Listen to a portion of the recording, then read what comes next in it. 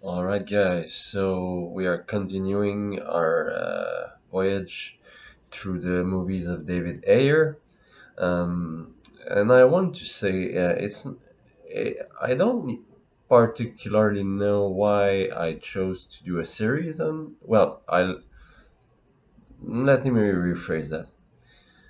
David Ayer is not my favorite director in Hollywood at all, but I think he's criminally underrated because when you go into blockbusters, everybody will give him shit like things like Suicide Squad, which was a fucking mess in every area possible. Um, but I mean, if you know David Ayer's background, he's true Los Angeles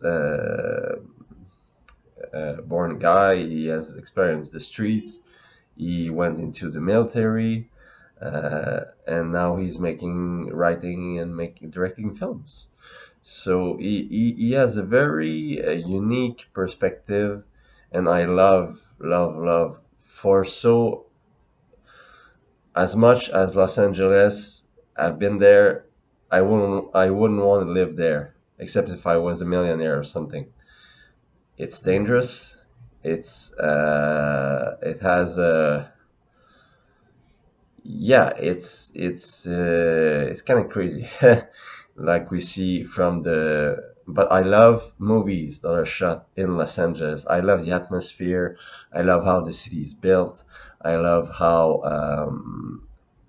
the and what I love about this movie that we this is a commentary and analysis of End of Watch, which is I think it's my favorite of excuse me. I think it's my favorite David Ayer. Excuse me, come on.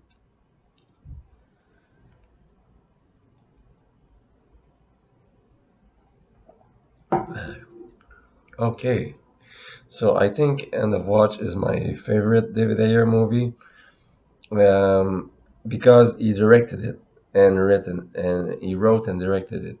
Training Day is a spectacular movie, but he only wrote it.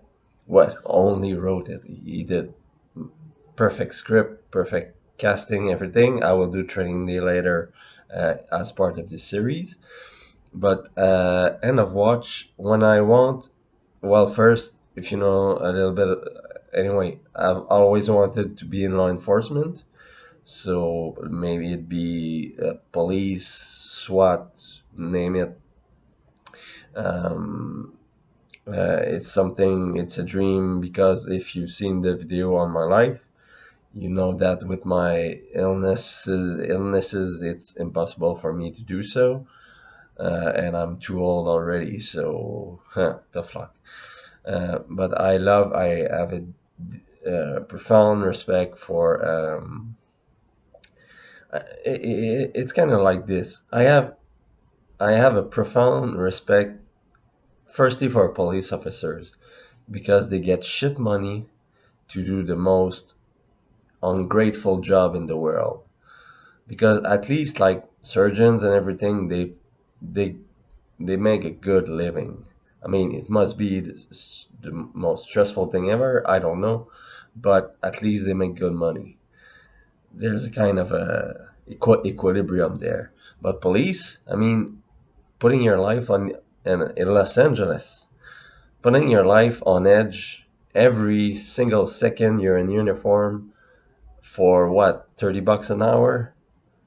I don't know, 60,000 a year, maybe, perhaps. I don't know how they make these days, but it's pretty. It should be at least double that. I would take it. I wouldn't care, but I mean, but that's what's great with these. Well, again, I respect officers like I respect police officers like I respect military people who are ethical and do a good job and who are an example for others to follow. I know there are bad cops, there are bad Military men, they are bad everything, in every way. Nobody, there's no clean slate in the world. But so what I love about this movie, why I well, I guess I just jump in, and I'll just finish by saying that, um, of course, I'll make a video about Fury. I'll make a video about Suicide Squad.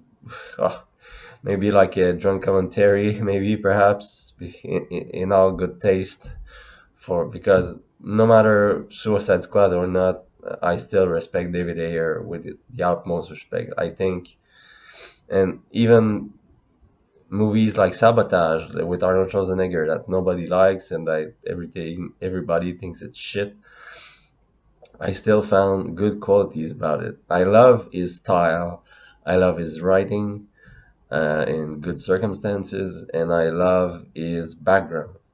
So I love the view he has on the world, and yeah. So and I love Jake Gyllenhaal. Uh, Unless, yeah, that's the only point I want to finish before starting.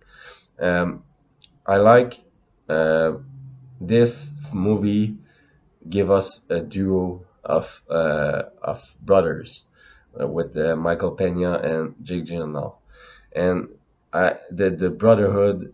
That's what I like about being in law enforcement, or what it should be like always. Like with your partner, it's a brotherhood. It's like brothers, and it's a bound stronger than almost anything. It's like family, even if you're not family.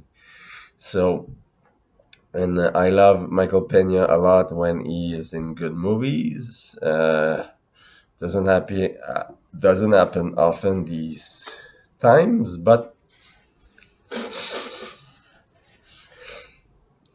hey, Jake Gyllenhaal just made his first bomb for me in the Michael Bay film Ambulance. And talking about Michael Bay versus David Ayer, that's what I'd say about. I have the utmost respect for. I love how David Ayer, like in Training Day, goes in the police world, and gave us his twist on it. Is maybe you see the good, you see the bad, you have degrees, but there's always a good guy, and there's always a guy uh, who deserves the badge, who deserves the uniform. In Michael Bay movies, it's military porn. I'm sorry. I have the utmost respect for anyone that is a good service member. As I said, I wouldn't do this job ever. I think it's incredible what they do. But Michael Bay, excuse me, he uses military as propaganda, and uh, he uses. I mean, he just he glorifies them so much, and that's the thing. From what I from what I understood a little bit while watching interviews with military people and high-ranking officers.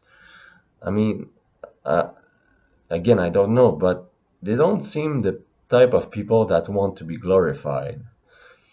And good police officers too. They don't want the publicity. They don't want their name. They don't want.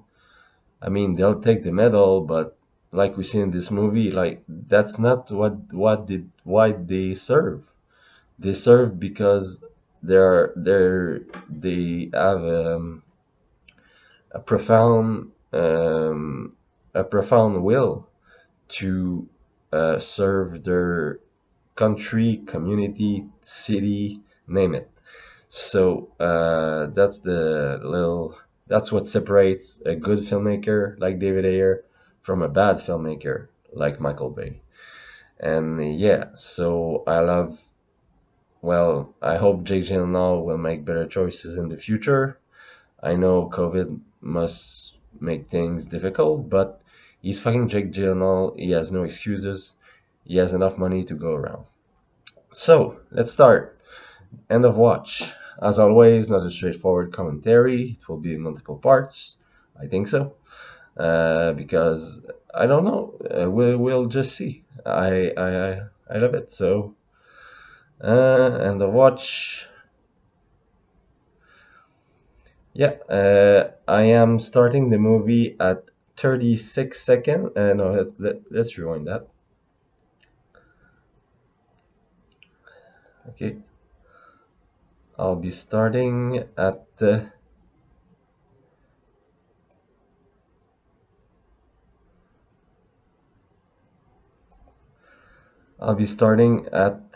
just checking for my camera. Okay, at 33 seconds when they say exclusive media presents. So three, two, one, go. So yeah, um,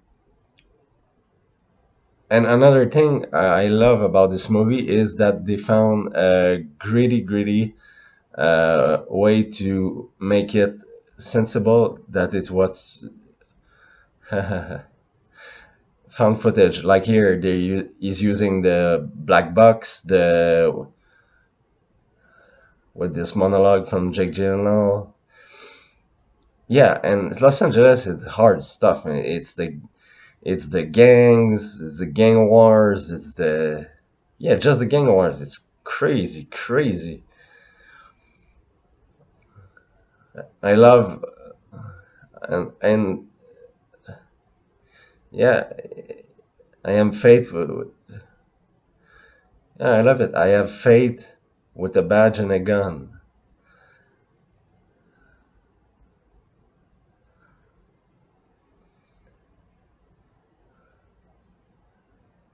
Yeah, yeah.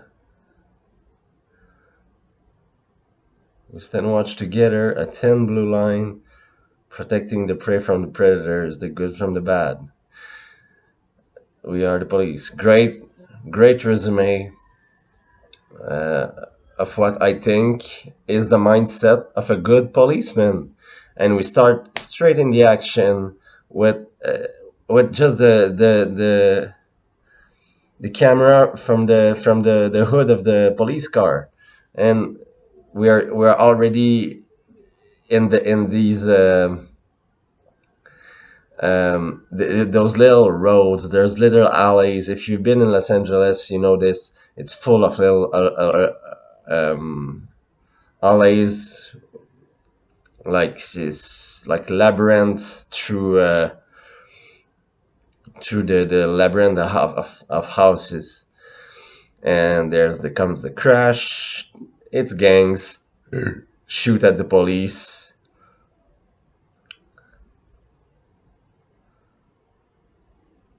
and they shut him down. Of course, the camera will show that it was a good shootout, a good shootout because they were fired at first.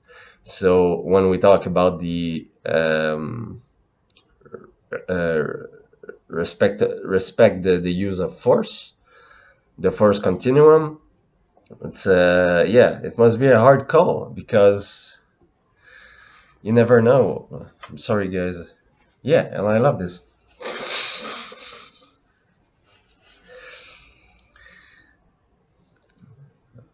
And maybe it's a little kind of porn for me because having Jake Gyllenhaal in my face,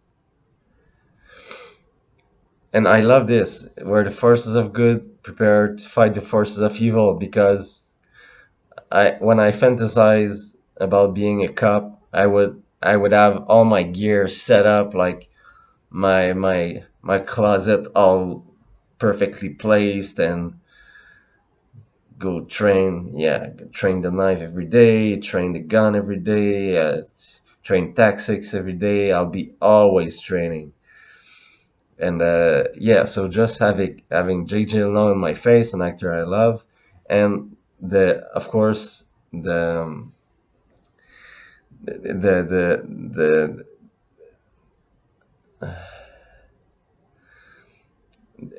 I love it because they are such a great duo of actors. They bounce each other really well. They feel like brothers, and I love the not an excuse, but the the excuse, the reason why he is filming everything, that he is taking a class because so in filmmaking, so he has to film everything. But the reason in all found footage movies, uh, I mean, do we really need a reason? I mean, this film is found footage. Take it or leave it. If you don't like it, don't watch it. So, like now, and of course, I want to talk about Frank Grillo because Frank Grillo, he'll have is for me his best scene ever later in the movie. But yeah, their chief yeah, shooting still considered homicide. Yeah, so it's a thin blue line. It must be so easy to fuck up a good career. It must be.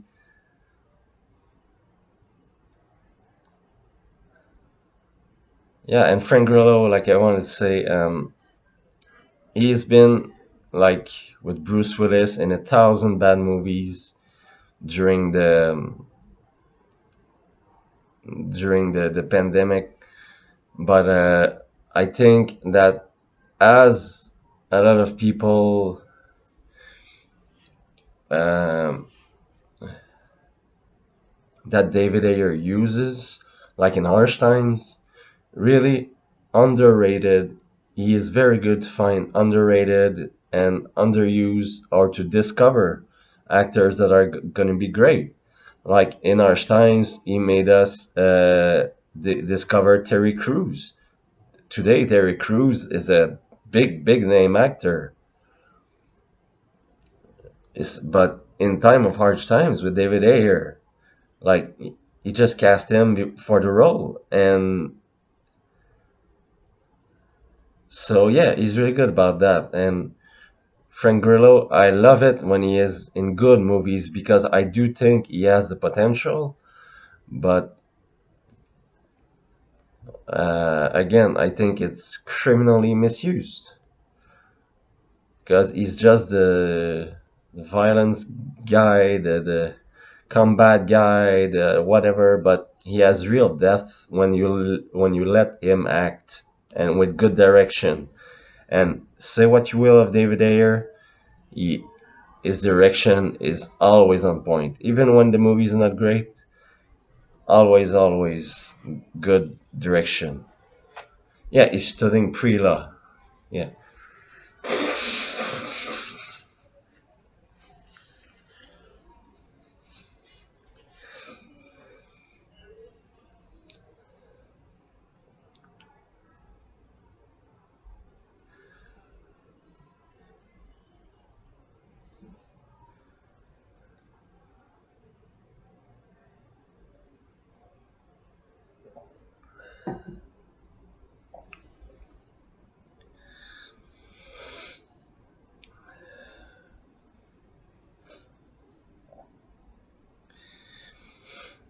love the little moment with the recruit.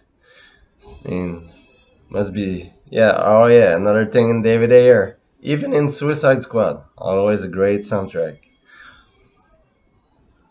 And yeah, it's just life. I love like we're right now rolling through LA with the always the inside,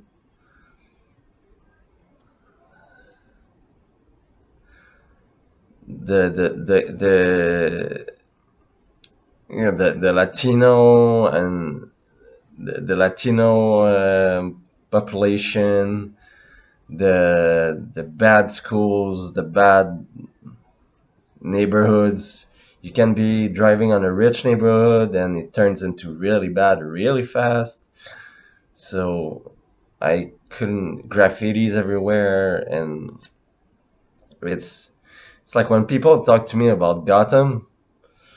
Gotham for me, my I mean, it's Los Angeles.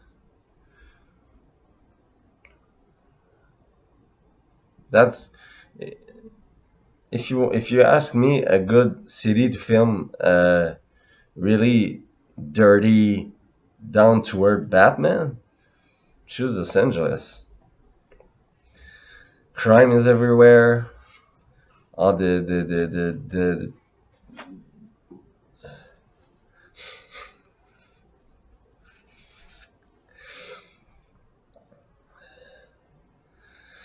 and I love how Jake Gyllenhaal has already just the speech because they have a very different demeanor when they talk between themselves and when they talk to the police.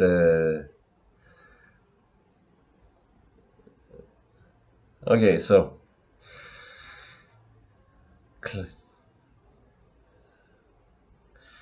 clear Los Angeles thing, and again, this actor he was in Training Day, and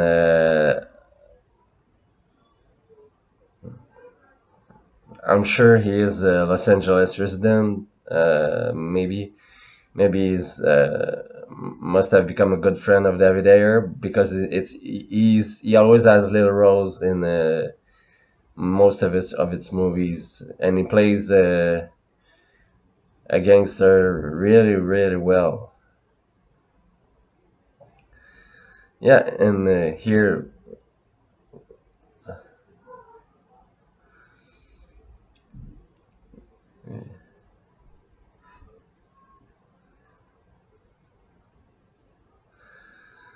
Officer Zavala is again so fight scene. Um, okay, so I have to say the police don't have enough training in combat. Uh, the I think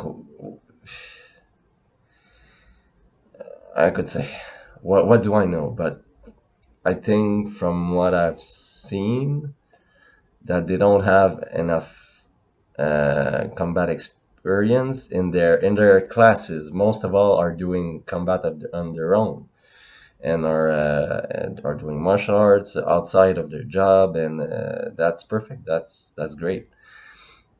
But yeah, just to break down this fight scene, yeah, good because the first thing you want to know, the first thing you want to see every fight. Forget the kung fu movies.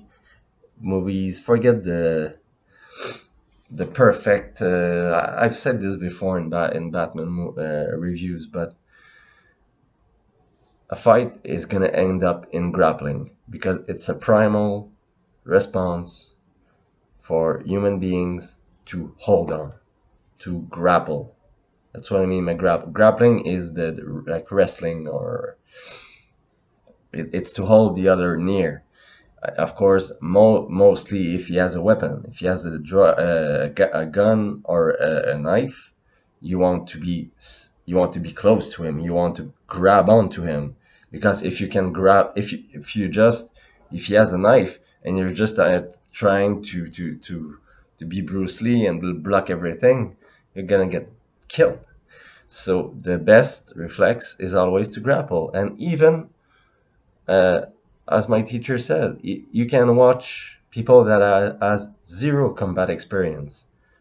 A fight breaks out, first instinct they have, first they flinch, second they grapple, they hold on, and that's why in this fight, that officer Zavala, I forgot his. I know Jake Gyllenhaal is Brian, but I don't know Michael Pena. So Michael Pena is he's evading a jab and a cross. So he dunks forward and go to a grapple, possibly for a takedown, because when you grapple, the big meat. On the middle of the human body is like a tree. We have leaves, we have branches, and we have a trunk. So when you grapple the trunk, you can control most of the body. And he doesn't. The eye doesn't have weapons, so it doesn't matter if he hits him in the back or whatever. It's not dangerous. If he had a knife, it would be super dangerous. But for this context, so he jumps. He jumps to evade the punches, grapple. After that, and it's normal. Every fight will get into great blocks, great the shot we see from below his face that he blocks a couple of shots. Great, that's the shield. A shield.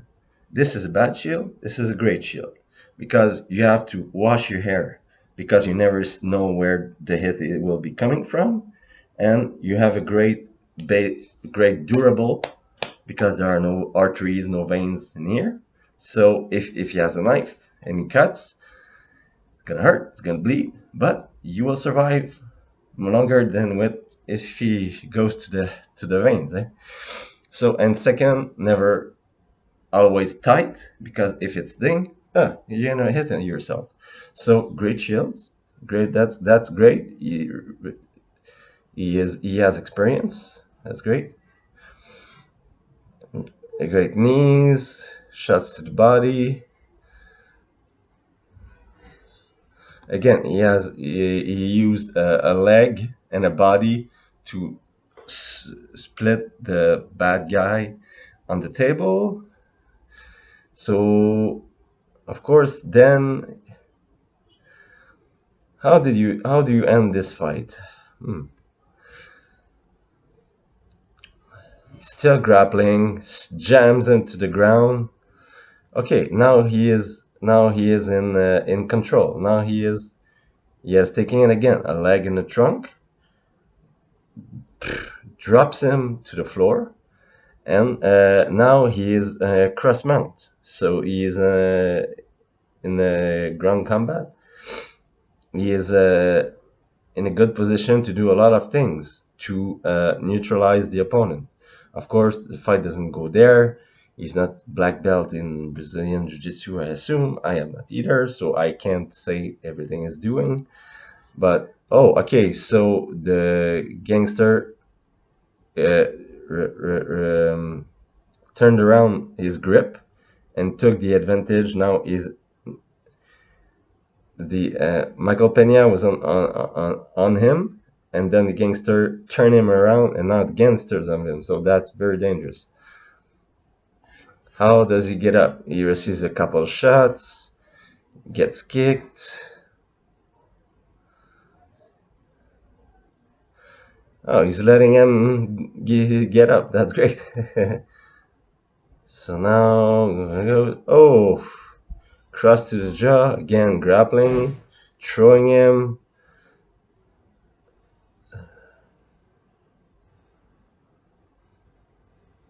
Couple straight shots. I would have just go to the groin, but that's me. Just a couple of uppercuts. Yeah, just with the strength of numbers. After 20 shots to the lever, you'll feel it.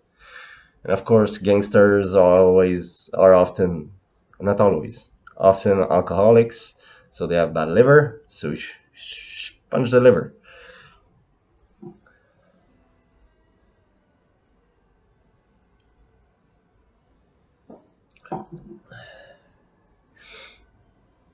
And now we have a point of view of the gangsters that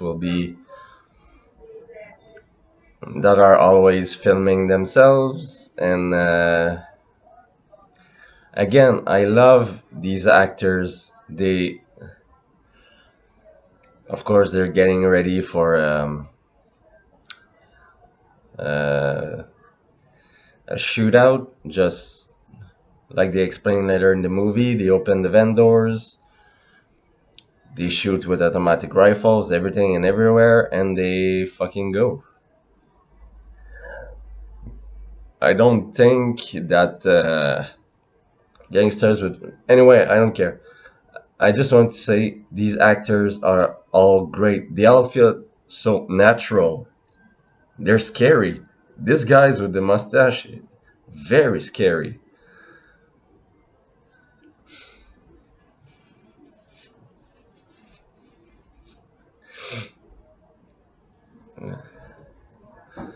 So we have a connection, the same gangster,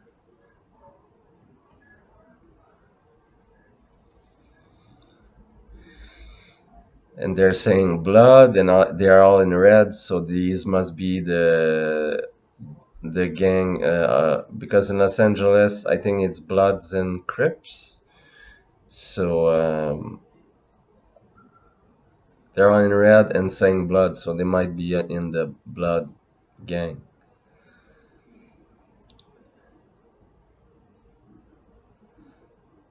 Yeah,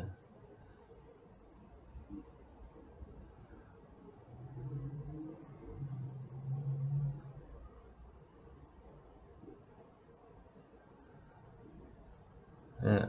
The culture of the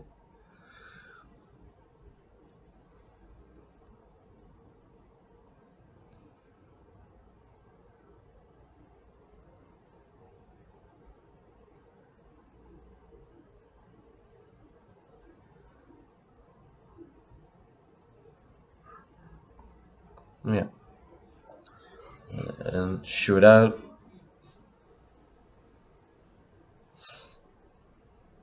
And this is pure LA. This happens all the time. It's crazy.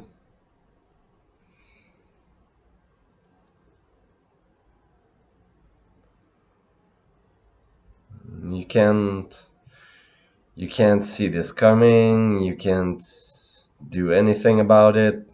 You just die. It's crazy. It's crazy.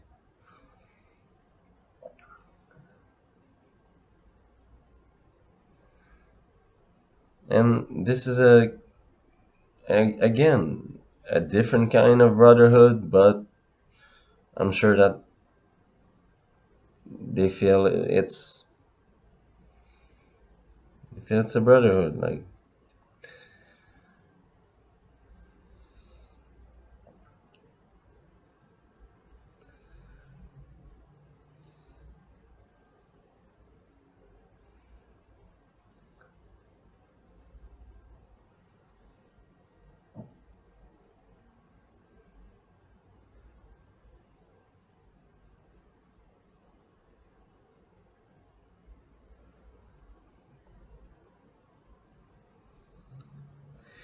and they find the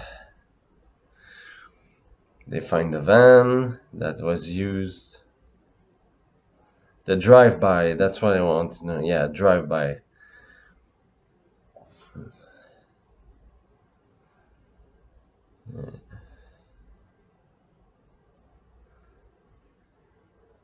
Yeah, I'm a blood set. Yeah, and it's all about narcotics. It's always come down to that.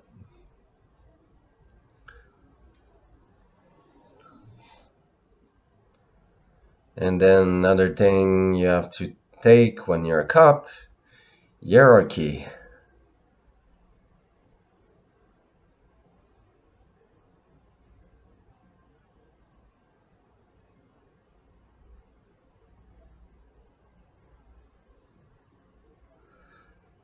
Detectives, they have no respect for the cops.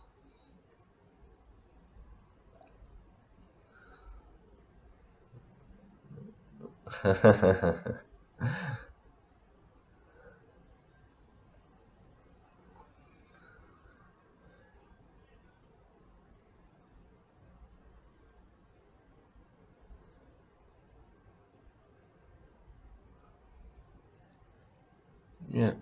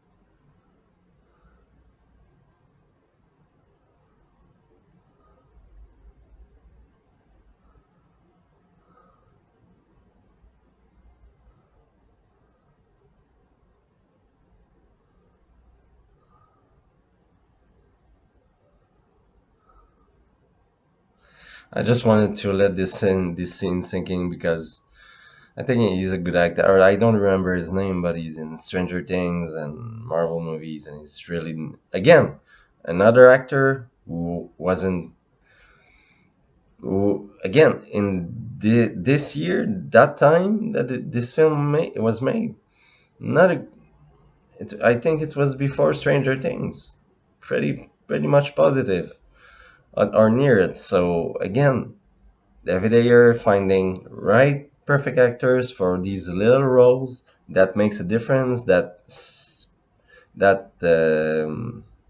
make a good movie.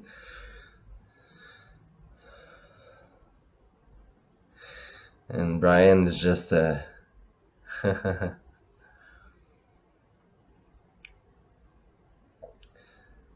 Brian having a little fun at the Mexican culture.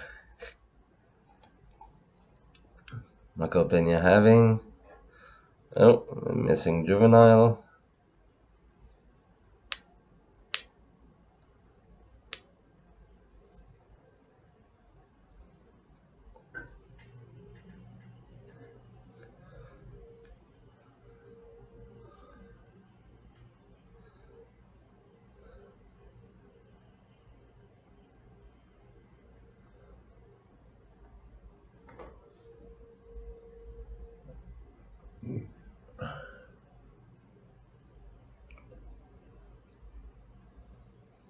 And again, a lot. It's she has clearly mental issues, or is on drugs. The other guy is zoned out.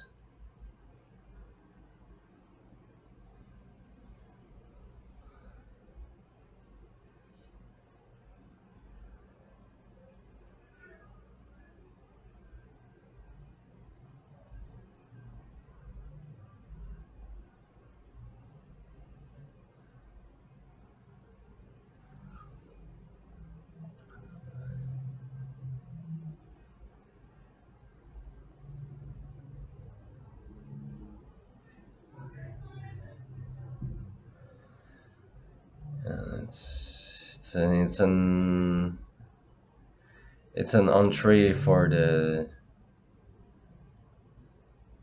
it's an it's a prelude of the all the disgusting, horrible nightmares they're gonna fall on later. This makes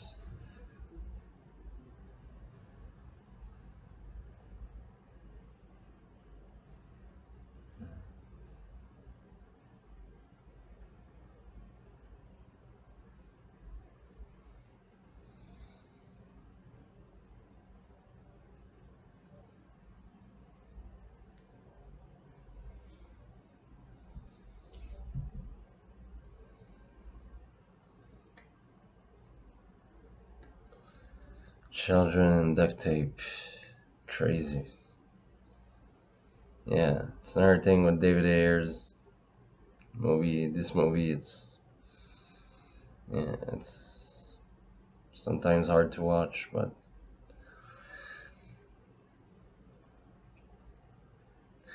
David Ayer didn't come out with that. I'm sure from his days in Los Angeles, I'm sure he's seen some crazy shit.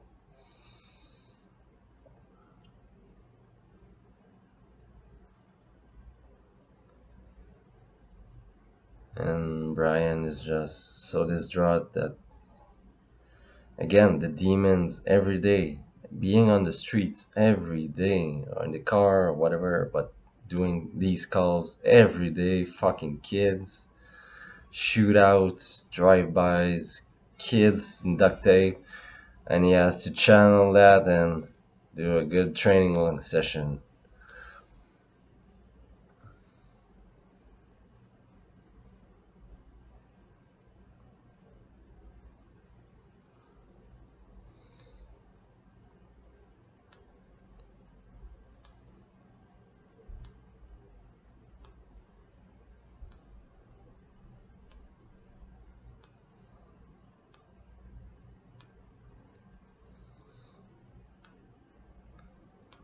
Brian met a girl.